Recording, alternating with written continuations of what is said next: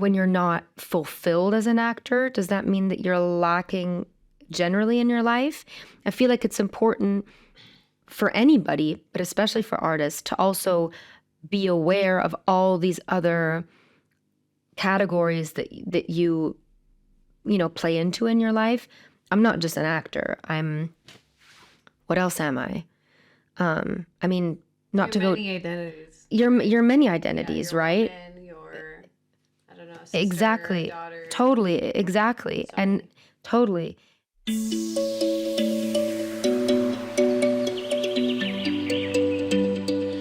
Hi, welcome back to season 2 of Work in Progress. I'm your host, Barbara Estrella, and I am here with the lovely Roxanne. Roxy, say hi to the people. Hi, people. Well, the people of the internet want to know who you are, and I'm going to give it to them. Give it to them. So, we have an introduction that you wrote that I'm going to read, and which is the following. Who is Roxy, you may ask? Okay, well, Roxy, to my left or to my right, however you're seeing it, is a German-American actress and filmmaker originally from Dusseldorf, with family in and around California. She studied film at Boston University and moved to Munich 5 years ago for an internship at ProSieben. Her latest feature film, Girl, You Know It's True, a biopic about Milli Vanilli, recently hit German cinemas and is currently working on multiple series concepts in front of as well as behind the camera. Some fun facts about her: she's an avid traveler, ski bum, foodie, and oldest of 4. And I know she also has a cat. And cat mom. I have a little cat as of recently. He's a Scottish fold, and I am turning into a typical annoying cat mom, showing pictures to everyone who shows remote interest or who I don't have any conversation topics with. That happens. I just whip out my phone and I show them. We're shameless over there. We're a little shameless over there in that corner. Okay. I don't know what's happening, but here we're going to keep it going. So, we talked a lot. Yes. We talked a lot. You guys haven't seen it, but we talked a lot. So, I want to get into the space of self-awareness and breaking that down, because that could mean a lot of things. Self-awareness with one's, I don't know, professional career, self-awareness with one's relationships, whether romantic, platonic. So, take me to that place of when we talked about the insecurities that you were dealing with within the last 5 years, and take me on a journey. Insecurities within the last 5 years. Well, there have been a lot of them. It's all a process. It's all part of the journey. But I think the position that I was in 5 years ago when I moved here after my studies and after traveling a bit was definitely, what do I do with my life? Where do I want to go? What kind of person do I want to be? What do I want to dedicate my time and energy to? And I always knew it was going to be kind of in the film realm and the realm of storytelling through the medium of film. But I wasn't really sure if it was going to be behind the camera, in front of the camera. I always knew that I wanted to be an artist. I wanted to be an actor. I wanted to be a performer. I've been very, I don't know if I want to say creative, but I've always created and played in that realm since I was really, really young with my siblings. We always made like homemade videos. That sounds weird. We made Okay. okay, let's get closer in here. We made homemade like theatrical performances, I would say, but then we filmed them with like the shitty cameras that we had back in the day. Yeah, the camcorders. The camcorders. Oh, what were they, camcorders? I'm not even really sure. But my whole point is we were always supported, I think, from our parents to think out of the box and be very creative and use our imagination. And I loved to do that through storytelling, through the art of performance. And so then obviously, right, when you're at a point in your life in your early 20s and you're finished with school and university and you've never really applied your skills, your skill set, your interests to day-to-day life in the workplace, you don't know what you're doing. You don't know what you're going to be enjoying. You don't know what's even possible. And so I think for me, it was a little bit difficult to understand, okay, how do I make a career out of this passion? How does it give me how does that look like in day-to-day life? How does it ensure me financial stability? What do I even want to do? And so I came to an interesting place where I was able to gain experience behind the scenes in the television and streaming industry in Germany through this internship. And that very quickly became my side hustle, because during that time, I understood for myself, bless you. Thank you.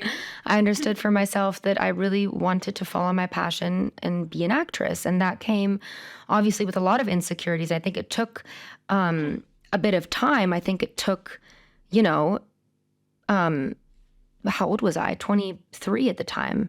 I think it took a couple years after I graduated to trust that this is what I wanted to do, and to kind of understand how I would be able to set that up to, how do I say this?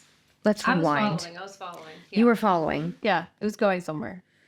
I guess it took me a while to understand how I was going to construct my life, especially in a financial matter, to make this, to go after the passion of being an artist. What does that look like? Externally, exactly. What does that look like externally? So I got really lucky, and I was able to do have a part-time job in the industry behind the scenes, while at the same time going to auditions, meeting people in the industry, creating my own projects, visiting workshops, all that stuff. And that's kind of what I've been building in the past 5 years. And I really like it. I don't understand how I ever thought about going into, I have a lot of different interests, but I don't understand how I was ever in the headspace to imagine myself doing anything else, because this is, and I feel like a lot of artists can relate to this, is that your career isn't just your work. It's not your career. It's part of your identity, and it's part of the way you express yourself. And it's a form of, in my opinion, giving back, right? And doing it through the medium of acting, of performance, of film, whatever it is, right? It can be anything. I agree with a lot of the things that you're saying. I do have to say that sometimes, like, at least for myself, in a place where when I was like in a past life, I so identify with the term and title of being a journalist, because that's actually also what this could be. Yes, of course. Watching a podcast, it's an interview, it's a conversation that we're having. I'm getting to know you, all that. But I also had to find a way, as the creative person that I am, to separate myself a bit from my career, because it's not me. That's the way I see it. Although I agree with what you're saying as well, right? Because we do form these close bonds and relationships to our passions, right? So I follow you to that extent, but there is a rebuttal that I also want to offer to please, to this conversation, like this, of course, as well. But I think it's something also as well, because when I hear you talk, there's a lot of confidence in it, and I'm sure at some point with a lot of people who are, I don't want to use this term like struggling artists, but like people who are in the artistic creative world can at times do struggle, whether that be to find their own voice, whether that be to find their own, I don't know, stability, whether that be a financial or not, however you want to define that. And so there are those hurdles and obstacles that you do come across and along the way. I don't know how that looks like for you. I know that's something that you had mentioned, which I thought was really interesting, was the art of like feeling and the power behind that. Yes. Right? Yeah. So I don't know, just I'm curious, like, how you've managed to almost allow yourself to feel all the things that you need to feel throughout this journey to get to where you are now, right? This confident self, this secure self of who you are in your craft. Yeah. Kind of going back to the terms of identity and feeling, I guess, secure. I don't know if I would say confident, because I feel like that's something that ebbs and flows. I definitely have periods where I'm not as confident as I wish I were. And I think that that's just part of it. And I think it's something that you need to embrace, because again, that's the human experience and that's what we're reflecting in our art, right? Yeah. And if I weren't feeling all of these parts of this experience authentically, then I wouldn't be a human, or I wouldn't be living the human experience to the extent I would like to. And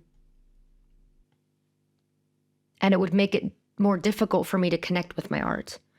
But going back to kind of feeling secure in my path and who I am, I agree with you. I think that it can get difficult, right? Because if I say, okay, I identify, my identity connects to my artistry and me as an artist, I am an actor, and I that is who I am in my essence.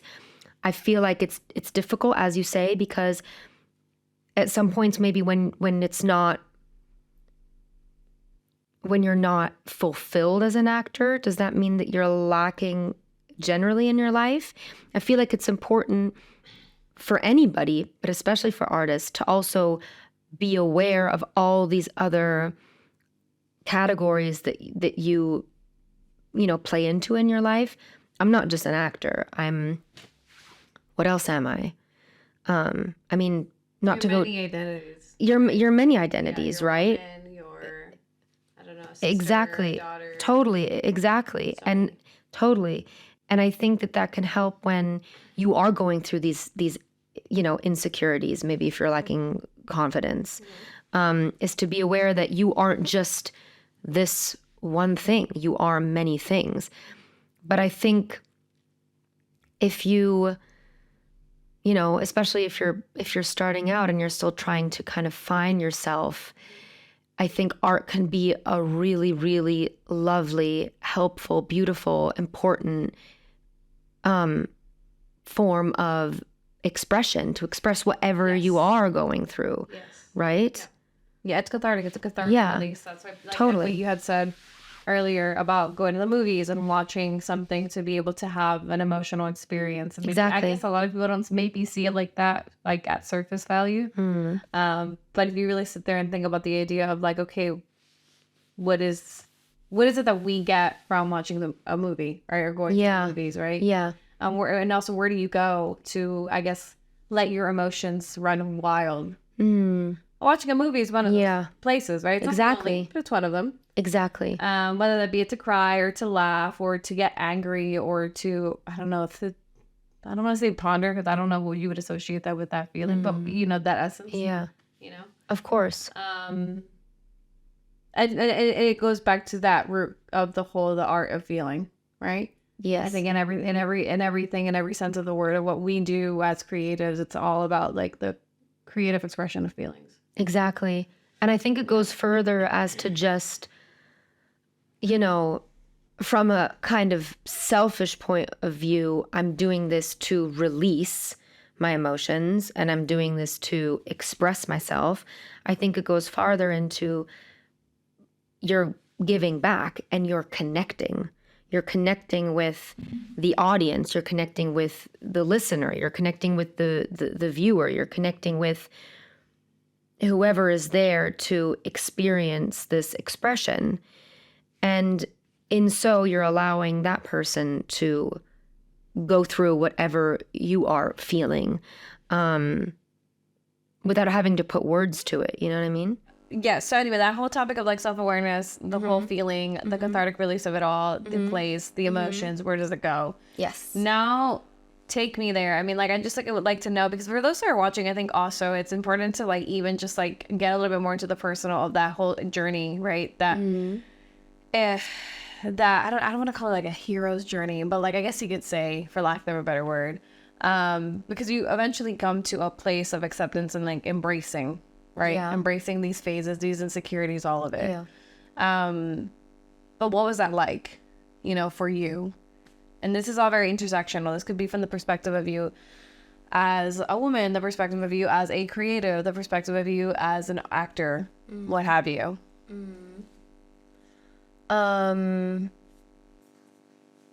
I would say think fuck it happened.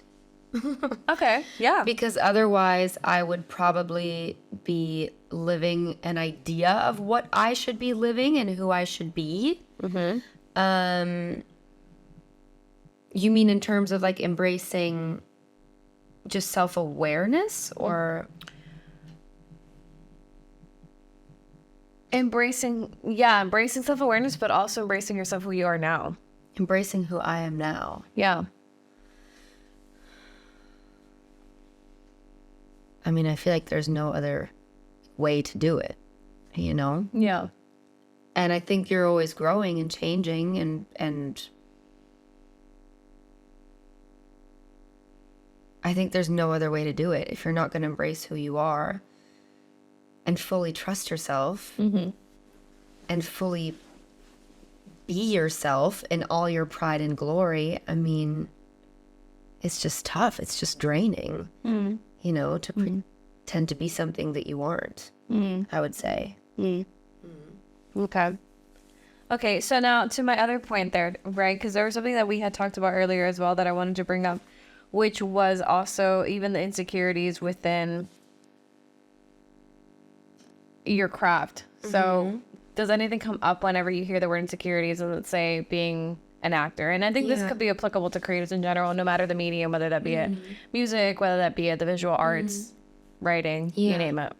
I mean, there's so many insecurities. And again, I think that's what makes us human. But in terms of my own experience,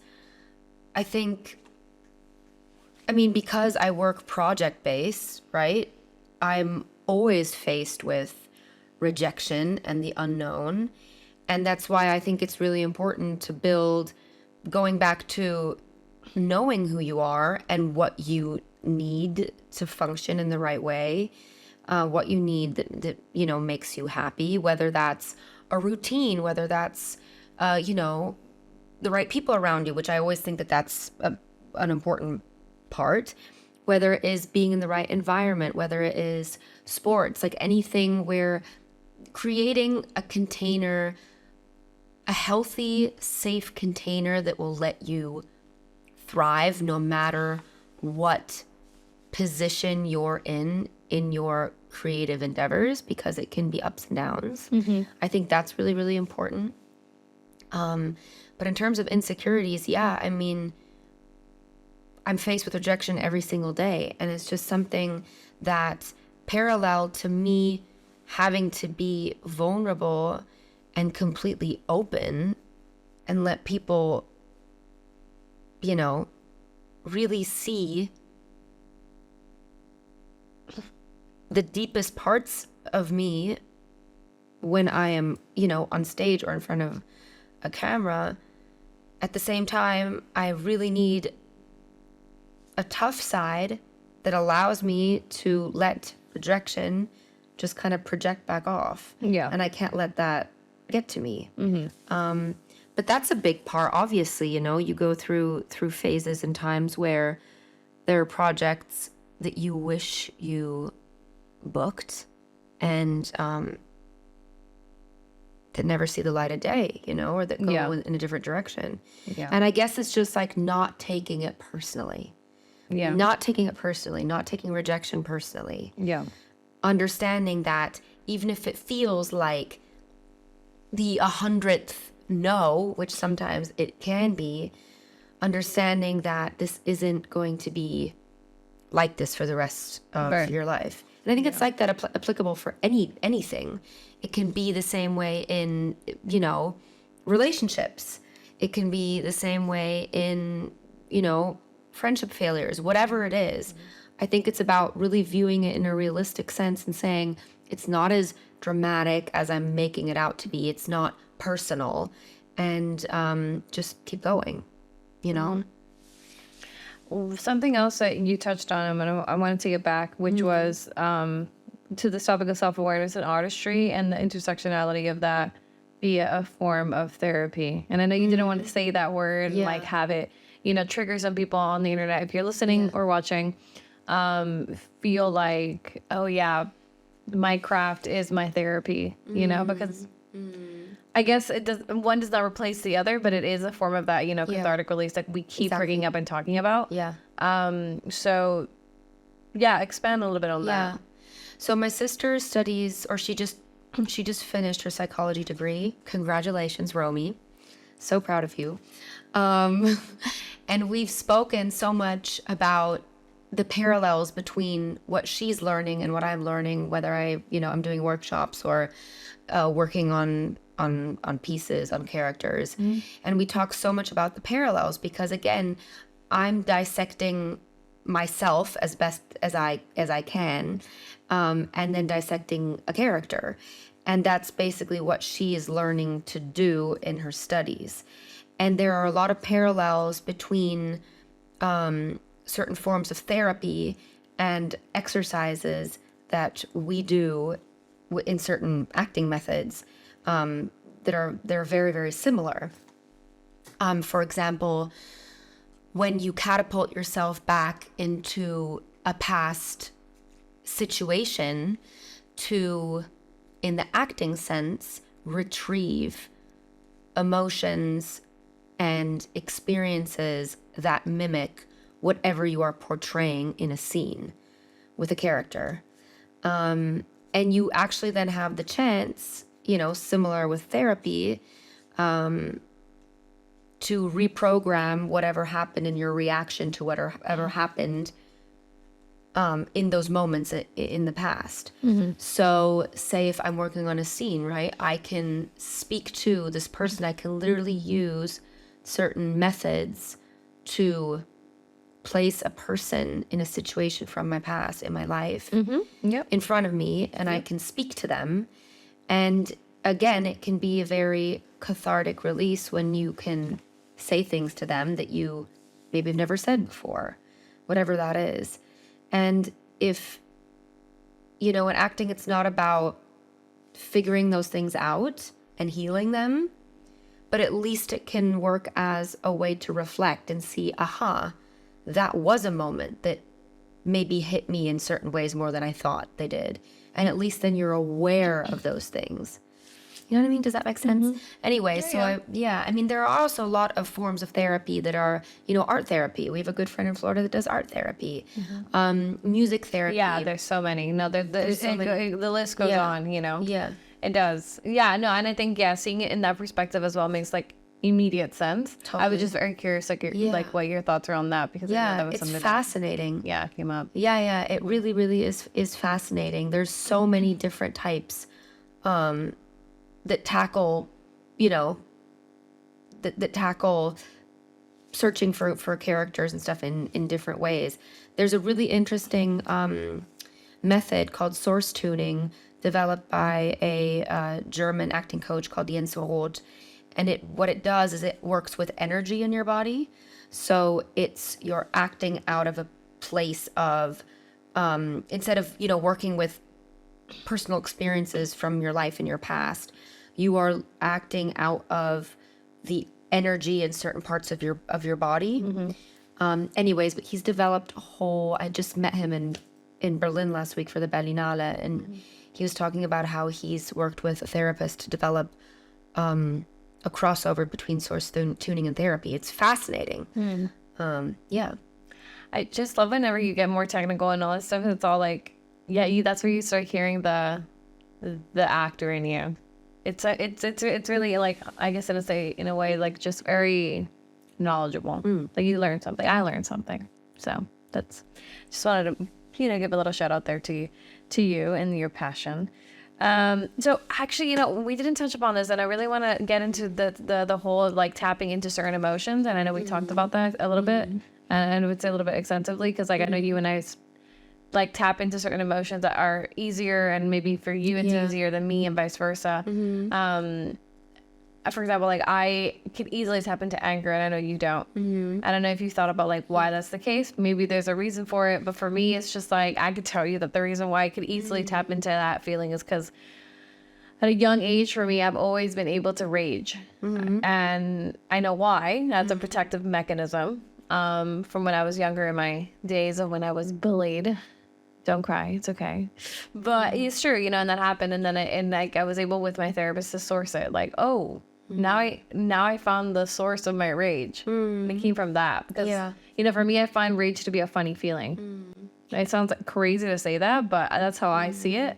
When I talk about me raging about this or that, I think it's humorous, which is also another coping mechanism as well. I know that, but Yeah. So I don't know if like for you, I know anger. Exactly. For me, it's anger. For me, it's really easy to just be sad and nostalgic. I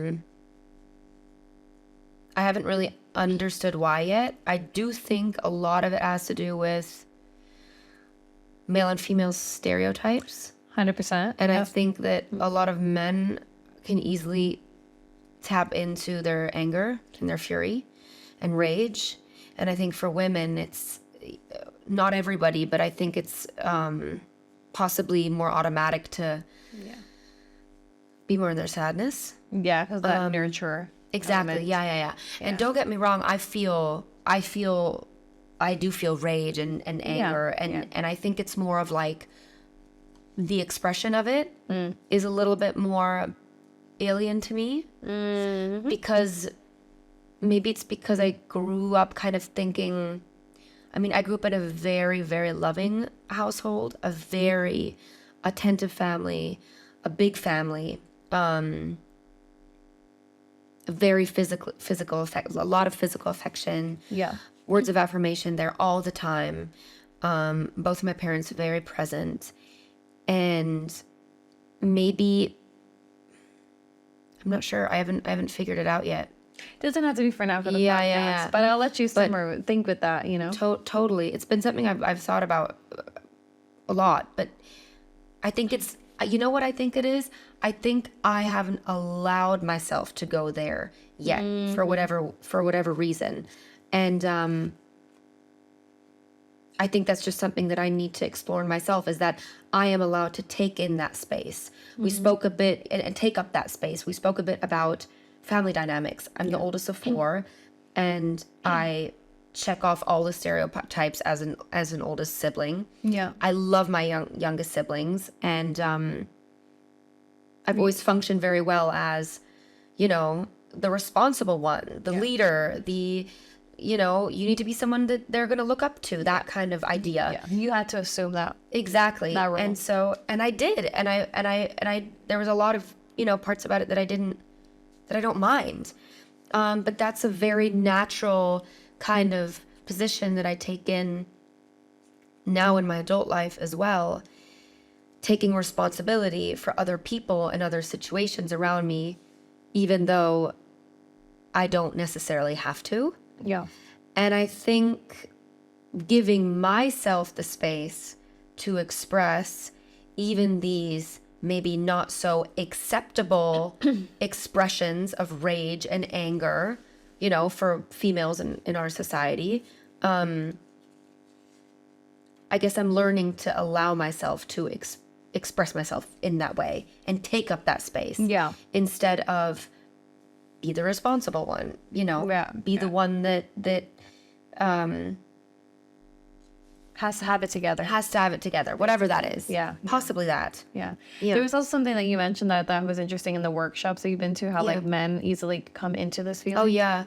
What I typically notice in these acting workshops is in the beginning, it's kind of like, these people come from everywhere and they bring a lot with them. And I feel like the first kind of chance we get to portray these characters and work on scenes, a lot of times men will, out of nowhere, not in context with whatever's really going on, but the first chance they get, they'll kind of bring a lot of rage and anger into a character, which is interesting because you can tell it isn't serving the storyline You're the and where the moment. character is going. It really just is about releasing.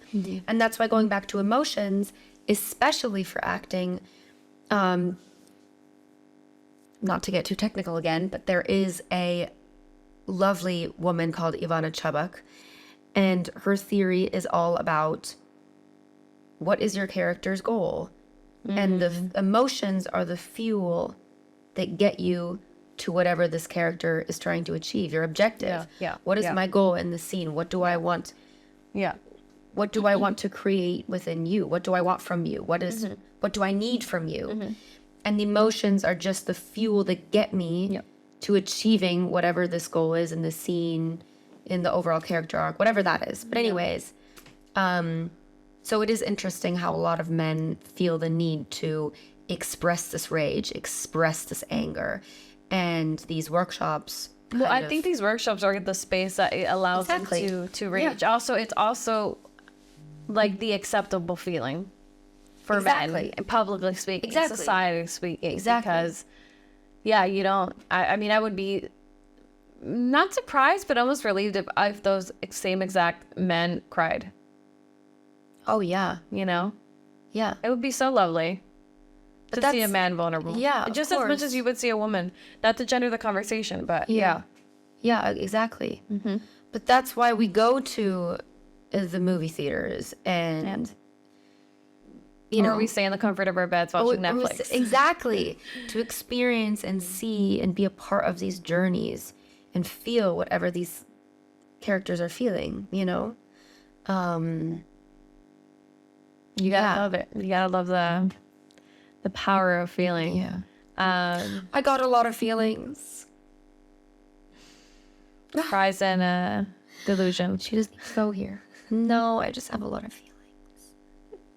That's me all the time, you guys. I'm very emotional. Try to guess a zodiac sign. Don't say on the podcast. But yeah, no, I just really want to get to a closing point to this though, because I know it's a lot. It's a whole umbrella term of it all. But for those who've made it this far, you're a real one. Thank you. What do you have to say to those people that are just, whether they are creatives? I mean, I guess this could be targeting those people, but like whether you're just someone that just like wants to know, you know, the power of really what it means to feel, and like just I guess like general takeaways, a piece of advice that you wish probably you would have known before the insecurity started kicking in, right? Because now you're at a confident place, right? So if you had to tell your younger self 5 years ago. Well, I guess I just, oh my gosh, what would I tell my younger self 5 years ago? Just 5 years ago. Only 5 years ago. Yeah, well, before all the insecurities. Yeah. Well, first of all, I would just really say, trust your intuition. Drop into your body, drop into your heart area and your stomach. You know, so much happens up here.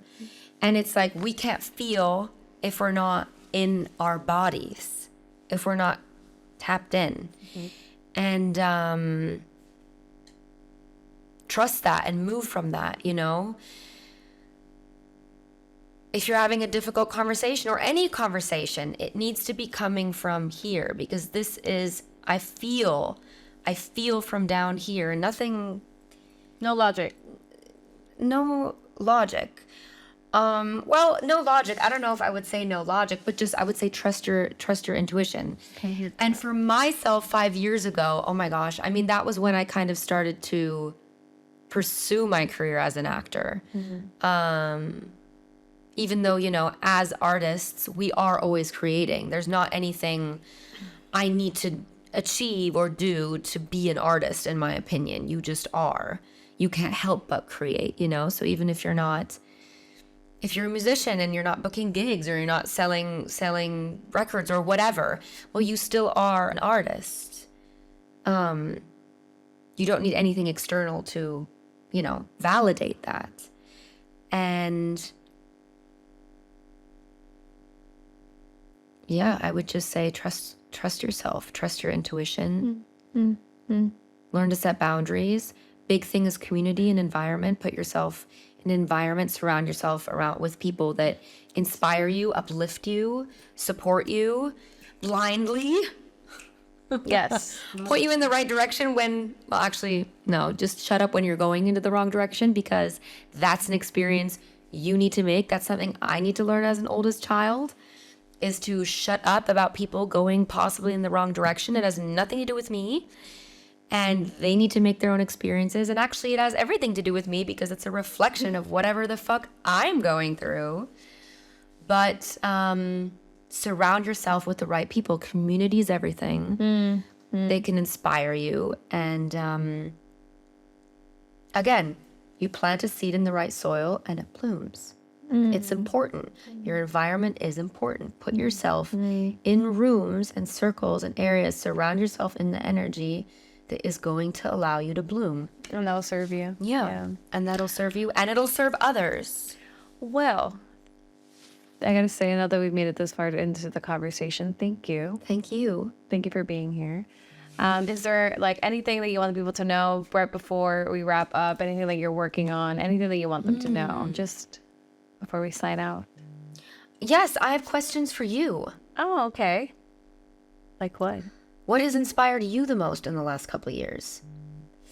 Ooh, okay. What has inspired me?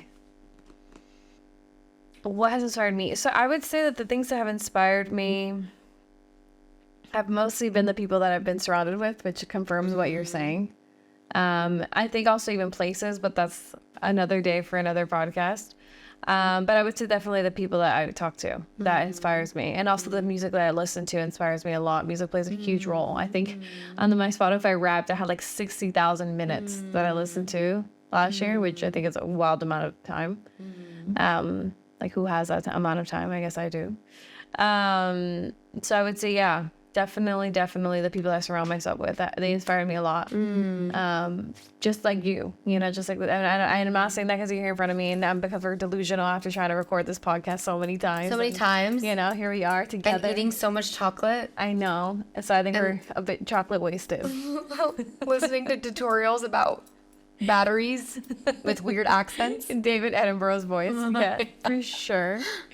It's not bad. I mean it. Yes, people like you definitely do inspire me because you have a story that I think, although maybe to you not maybe extraordinary, to me it is, because it shows the resilience of what you have behind your passion, which is this, you know, the arts, your love for acting. That a lot of people like myself, I used to do what you did and I gave up on that dream. You know, who would have known where I would have been today? But I gave up on that because it was always something that everyone said it was impossible. You would have been married to Zac Efron, all this stuff. We don't talk about that. We don't talk about that. Don't talk about that. Not on the podcast. You cut that. Not on the podcast. After the podcast is done. So, you know, so I applaud you for that and for being resilient for it. So, yeah, it's inspiring. So, thank you. That's very, very sweet. That's very sweet. I mean it. I can give I can only say the same about you. I mean, it takes a lot to put yourself out there, you know, and find these people, of course, constantly. I totally get that. And yeah, I would just say to every creative, just keep doing what you're doing. Like, there's no reason to not create, right? Yeah, no, you do. I would say. I would be depressed if I didn't create. Yeah, exactly. You know, this podcast saved me for many reasons. Yeah. You know. Yeah. So. It helped you get through a really difficult time, right? Yes. Yeah. Yes. For those I know, no. But yes, it did. Yeah. It did. It was an outlet. Yeah. Exactly. Yeah. Well, thank you. Yeah, thank you, my love. Well, before we wrap things up, thank you so much for making it this far into the podcast. Rate, like, and subscribe. Share this with your mom, dog, dad, whoever. And we will see you, or I will see you, on the next one. Goodbye.